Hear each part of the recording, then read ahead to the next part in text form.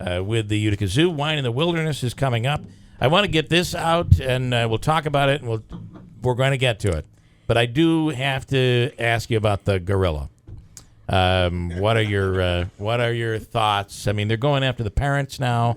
What do you guys think? Right. Well, every zoo has a specific procedure when something different happens at the zoo. Something out of the ordinary. So that was 100% their procedure. Yeah. And that was out of the ordinary. Yeah, and that's what they had to do. And depending on the situation is the steps that you have to take.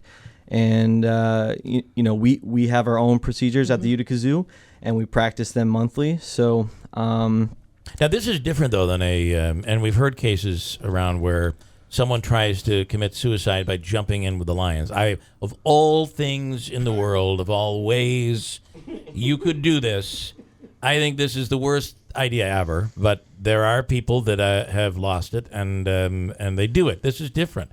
This is a child who is 4 years old, not responsible for himself, made his way in. Don't you think the zoo has some responsibility here? That how does the kid actually get into such an exhibit? Well, every exhibit is designed so that people can't get in, and right. so that animals can't get out. And we have a policy at the zoo that if you are under 16, you have to be with a legal guardian or your parent. So if we ever see kids that are walking around without a parent or a guardian, we make sure that we find them and notify their parents. Like, hey, you can't be by yourself walking around the zoo. I don't care if you're near the goats or you're near the lions. That rule is out throughout the zoo. So my wife is a teacher. So one of the things when this story came up, she said, what I like about the Utica Zoo is you guys really work with, so when the schools come in, obviously the schools are paying for the kids, but the teachers get in and the chaperones get in. And as she said, you want more chaperones. The more chaperones, the better, because you're dealing with little kids. Now, there are facilities that make the chaperones pay. You guys don't do that.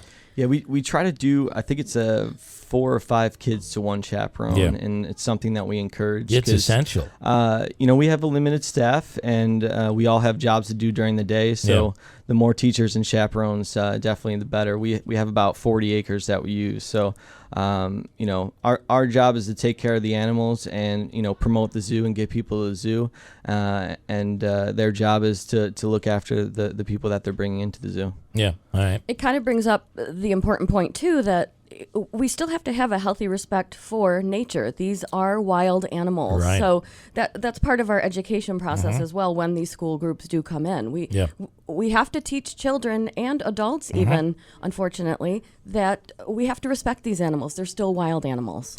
Which is what 4-year-olds are, by the way. How can that kid get in there? A 4-year-old or a 3-year-old, they're like wild animals. Absolutely. And and Andrew said you taught, so and even the high school kids are wild animals. The point is, you take your eyes off them for one split second, and where did they go? And that's kind of I don't want to say the parents were not in the wrong here, but at the same time, I can understand how a kid could, I guess, jump into a cage. It's very intriguing. I mean, I was recently in Salt Lake City Zoo, and they had gorillas, and I probably went back there 3 times. Yeah, that's got to be amazing. It's just, if you see something new, you become a kid again, and you want to see it again. You keep going back. So it's just very intriguing to see something you've never, you wouldn't normally see, and that's why you guys are there. That's why there's a zoo. Yeah. Absolutely. Okay. All right. Enough of this. All right. Wine in the Wilderness. Big event. First of all, what will the money raised, how will it benefit the zoo this year? So Wine in the Wilderness is one of our biggest fundraisers of the year. You guys know about Brewfest as well. And all the money goes back into the zoo. We don't specifically put it towards a project. All of our events go right back into our operating budget. So, paying for staff, paying for, $23,000 worth of fish for the sea lions per year. It's very Never costly. Thought about that. Yeah, $13,000 for lion feed. Wow.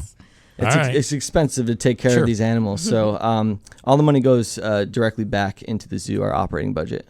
Okay, so Wine in the Wilderness is Saturday, and it's from 6 till 9 p.m. And you get a ton of. You brought in a wine here, as a matter of fact, which is we did. We this brought in new the winery, the Mohawk Valley Winery. Yes, they designed a Chardonnay specifically for our event. It's going to be released at Wine in the Wilderness. It is crisp. It has some remnants of pear and apple. I really like that a lot. Good. I'm glad. That's really good. It is good. We did get the chance to taste it, and it really is enjoyable. So you're going to be able to taste it and purchase it at the zoo on Saturday. And it's all labeled with the Utica Zoo logo on there and everything. It's really nice. Mohawk Valley Winery. And awesome. It will also be on sale at Mohawk Valley Winery after Wine in the Wilderness. Do some of the proceeds go to you guys? How does that work? That's correct. Mohawk Valley Winery is one of the major sponsors of Wine in the Wilderness this year. They're doing about 2,000 bottles of wine, and a part of the proceeds, if you check the back of the label when you get it, does go back into the Utica Zoo. All right, and by the way, Utica Zoo has a designated driver ticket as well for this event. We do, absolutely. It's a big idea. Yeah, those are $20, and we even, if you call 1-800-LAW-1010, you can get free cab rides home. So we want you to be safe. We want you to have fun. All right, it's this Saturday, 6 till 9 p.m., lots of wine and music and food and all of that stuff. Over 18 wineries. Over 18. That's awesome, including the Mohawk Valley Winery. Really cool. And that wine is delicious. You got to try it. Janice, with a question. Go ahead, Janice. You're on the radio. Hi. I have some very strong thoughts and feelings about the Cincinnati Zoo incident, and I feel that the zoo itself is 110% responsible. And I think it's wonderful. You have a very good spokesman on behalf of the Utica Zoo, which is very nice. And hopefully the curator is what she's doing a good job and striving to do a good job along with the employees. But children are like monkeys, as you said. Yeah. Well, you didn't say monkeys, but I have always said that. Wild animals. That's what they are. They will find an opening if there is one. Yeah. And the poor animal, the gorillas are absolutely wonderful. Smokey and Coco, the employee that's there talking on behalf of Wine in the Wilderness, he knows about Coco and Smokey, I'm sure. I have a large picture of them, and the sweetness of the gorillas towards their young, and even towards that little boy.